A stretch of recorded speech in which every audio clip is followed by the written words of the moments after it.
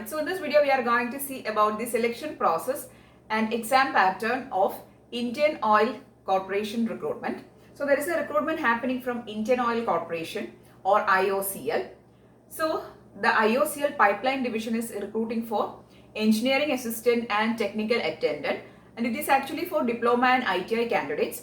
So there is actually a lot of openings for various states, and we are going to see about the selection process and the exam pattern for this recruitment. Okay, so we have already uploaded the video for recruitment news. If you have not yet seen that video, please do see that video in which we are discussing about the qualifications, eligibility criteria, everything. So in this video we will be discussing about the selection process and the exam pattern. Okay, so actually they have given in quite detail about the selection methodology, the selection criteria, what all things they'll be considering, everything they have actually given in very detail. So if you see the notification, you will get a very clear idea about what all things are going to happen. Anyway, we'll see about all those things in this video. Okay, so the selection methodology, if you brief up the selection methodology, it consists of two stages. The first stage is called written test and the second stage is called SPPT. Now this SPPT means it will be having skill test, proficiency test and physical test. Okay, so that is the second stage. Okay, so there are two stages, a written examination or written test and skill test. The written examination will be an online examination and the next one is actually a laboratory type of or a practical kind of examination. Okay, so let us first see about the written examination, then we will be discussing what all things will be happening after that. Okay, so the written examination, they have also mentioned the tentative date, that is in which date the written examination will be conducted. So the written examination will be tentatively on 14th of January, that is Sunday. Okay, so the written examination will be a objective type of MCQ type examination. There will be 4 options for every question and out of which one option will be correct. That is just an MCQ type examination. Okay, and this MCQ type of examination will be having 100 questions, and this 100 questions, every question will be having 1 mark.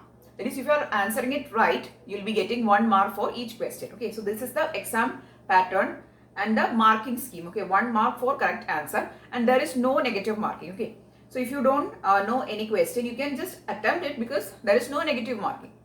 So you can go for blind attempts also, there is no negative marking. Okay, the duration of the test will be 90 minutes and for persons with disabilities, the time duration is 120 minutes. Okay, so this is the number of questions, marking scheme and the time duration. Now talking about the syllabus, out of this 100 questions for engineering assistants, so this engineering assistants is diploma recruitment. So for this engineering assistants, out of 100 questions, 75 questions will be from the considered, the respective engineering diploma discipline. Okay, so the diploma level questions will be there, 75 questions, and the rest 25 questions will be from the generic area, which is general aptitude, reasoning, English, general English and numerical aptitude and general knowledge. That is, it will be covering the generic area. Okay, so that is the division of questions for engineering assistants. 75 questions from diploma and the 25 questions from generic area. Next, for the case of ITI people, out of 100 questions, 75 questions will be from the technical discipline, from general science and on basic ITI trades such as motor mechanic, electric and fitter. That is, from these all areas there will be 75 questions. Remaining 25 questions will be from general aptitude, reasoning, general awareness, numerical ability. That is again the generic area. Okay, so this is the division of questions, 75 questions from your respective technical discipline and 25 questions from the generic area. Okay, and this is how the exam pattern is going to be. Now that is the first stage of selection. Okay, and also there will be some cutoff mark kept for the written examination, and the minimum cutoff mark also they have mentioned. For the first stage of selection, the minimum mark that you are requiring is 40% mark for general categories and 30% of mark is a minimum mark requirement for SC/ST, ex-serviceman and persons with disabilities. Okay, so only if you get minimum this much of mark, you will be qualified. Anyway, they will be setting a cutoff mark higher than that, but at least you should get this much of mark. Okay, so that's all about the written examination, its exam pattern, marking scheme and syllabus. Next is the second stage, which is SPPT, that is skill, proficiency and physical test. So in this skill, proficiency and physical test, actually once you get qualified for the, that is qualified after the written examination, if you get the minimum cutoff, then 1:5 ratio is a ratio that they are following for admitting people to the next stage. That is, if there is one vacancy, they will be selecting 5 people which is having maximum percentage of mark. Okay, and that is how they are going to select people for the vacancies. 1:5 ratio they will be following. Okay. Also, if there is some tie in the written examination mark, then both the persons with the same mark will be considered for the next stage, which is the skill, proficiency and physical test. Okay, and also they have said that if the persons who are being called for this second stage, they are not qualifying that stage, means the next 5 people will be called. Okay, so that's how they are going to conduct the next stage or the second level of selection. Another important thing to be noted is that the final selection or the final merit list is made only based on the marks that you are getting in your written examination. And the second stage, that is a skill, proficiency and physical test, the mark of this second stage is not considered for the final selection or final merit list. Okay, so try to score maximum in the written examination, because only this written examination's mark is going to be considered for the final merit list. Okay, but you have to pass the second stage also. Only if you are getting pass, that is only if you are getting a pass mark in the second stage, you will be considered for the final selection. Okay, so that is the selection process going to happen. First, there will be written examination. You have to get a minimum cutoff mark to pass the written examination, and then you will be called for the second stage, that is the practical examination, which is skill, proficiency and physical test.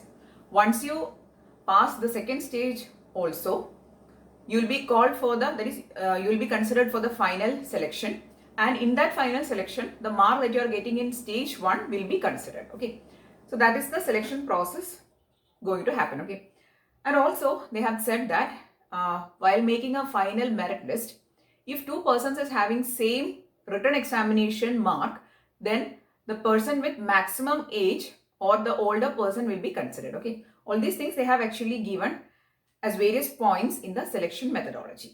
And also they have given details regarding the skill test, that is skill, proficiency and physical test.